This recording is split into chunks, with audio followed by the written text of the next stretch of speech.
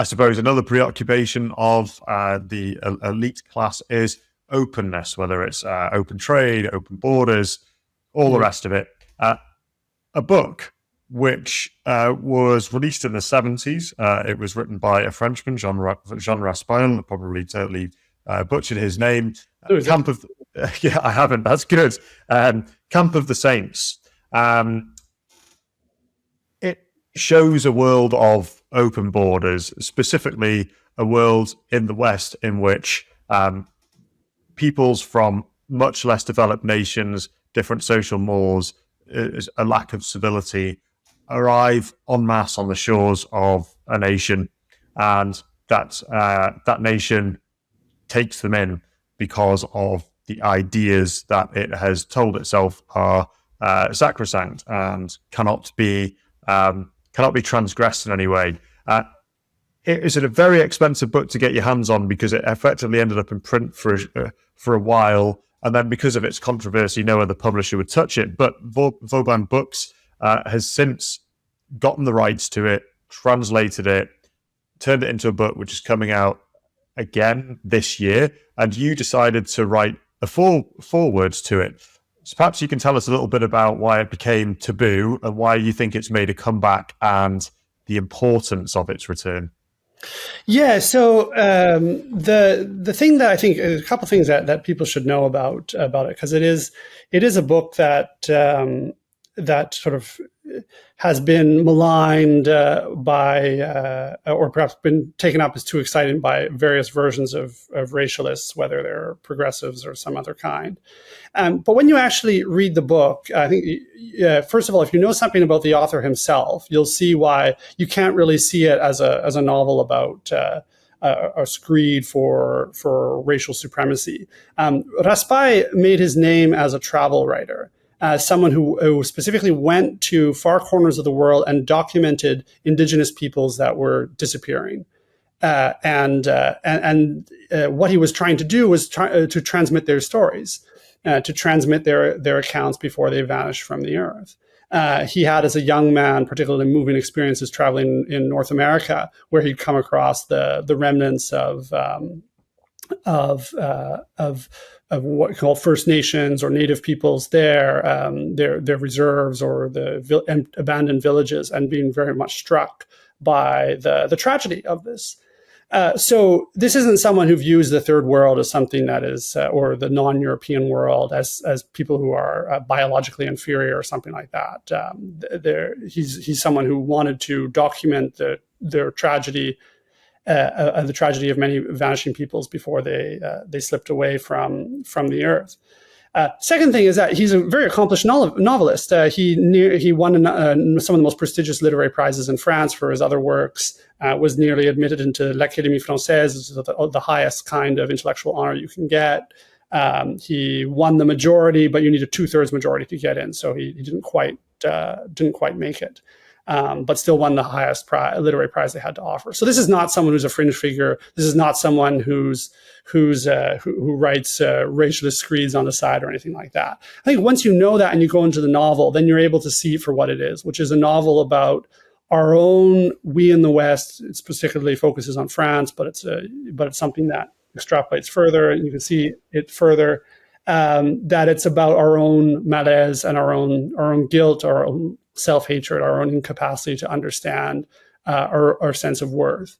And what it does, and this is the part that I think makes it very relevant, is it's not really about who's coming from what corner of the world, what specific area. It's more using the device of 1 million migrants who are going to land in France as a mirror to see how we as a people, how we as a civilization in the West think about this, what kinds of categories we draw, and what he's trying to point at is our own sense of the logic of self-hatred and how that nihilism culminates in our own destruction. The breakdown in the novel, the ultimate breakdown of order in the West happens actually before the migrants land. Before they even land, the political order has fallen apart, and that's the key theme that he's trying to point out. And what we get from it now, I think, is you pick up this book and you really see how it has a deep, deep insight into the Western way of thinking that has become predominant since the 1970s. When Raspail wrote this, it was a fictional event. It was almost a fantastical event. You didn't have mass migration on the scale that we now have it today. The numbers that he refers to in the book, 1 million, these are rookie numbers, right? By present day terms, right? That's the amount that Germany brought in 2015, and then they brought in a similar amount in 2016 and so forth, right? You could make the same comparisons to Canada, or Britain's gone pretty close to that through the Boris wave, right? So again, it's a fantasy. It's a fictional novel that is meant to draw attention to a deeper malaise within our own condition, our own civilization. And those are the themes that resonate most when you read it, and why I think you can see and pick it up nowadays and see what a profoundly dystopian novel it is, in that it shows where this process of thinking takes us to our own destruction. Our own self-hatred will lead to our desire to destroy ourselves. There's really no other way to put it. And the other thing I'd say too is that what he's particularly good at is he's showing that it's not so much the problem that faces us is not so much a relativism or a lack of sense of meaning or purpose, a kind of aimlessness. And this actually goes back to what we were talking about a few minutes ago with respect to is Nietzsche still an option on the table?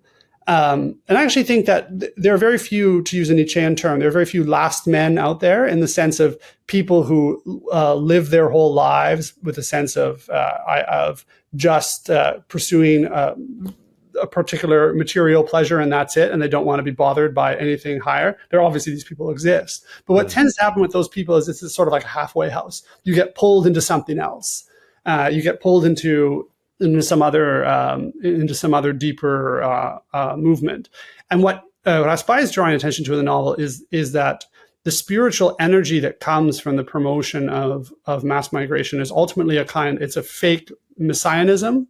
It's a false eschatology, where you look upon migration as some sort of world historical, almost quasi-theological movement that is supposed to save us in some way. The migrant has a special capacity to heal our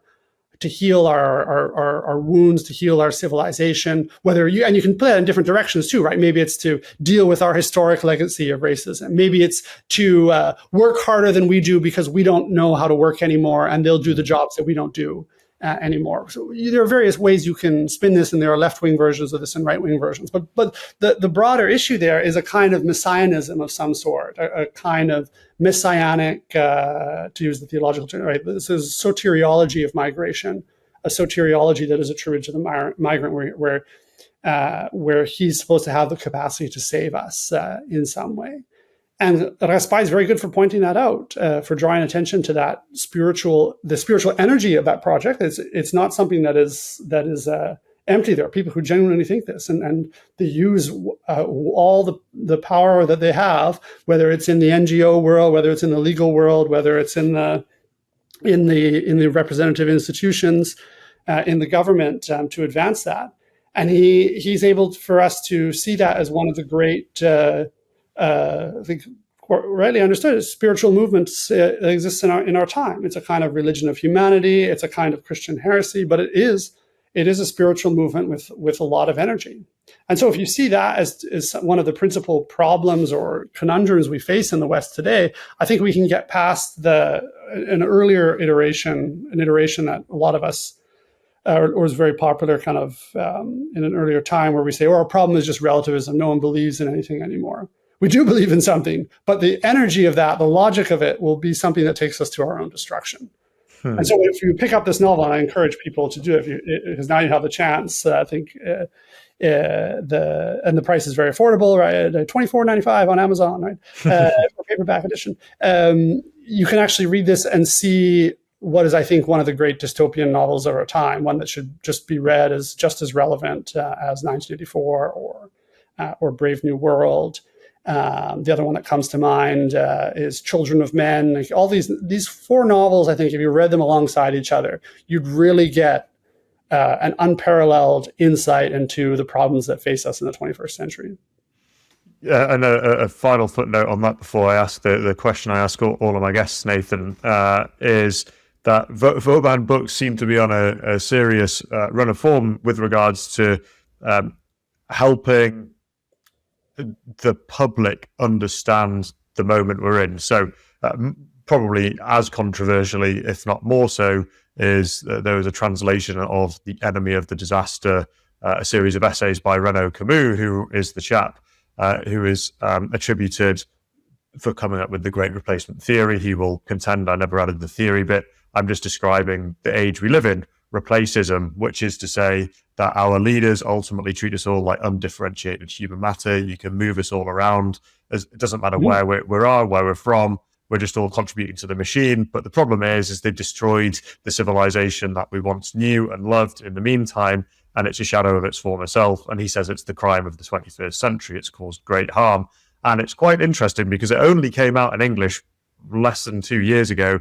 And to see the spread of that, it directly and indirectly into discourse amongst public intellectuals and commentators across the political sphere has been huge. And Camp of the Saints has effectively been behind a cordon sanitaire since the 70s, because apart from the people who wanted to go and spend the £100 to go and get a tatty used version of the book from eBay, no one's had a chance to read it. So I dare say it will contribute more to the discourse, as you've been talking about.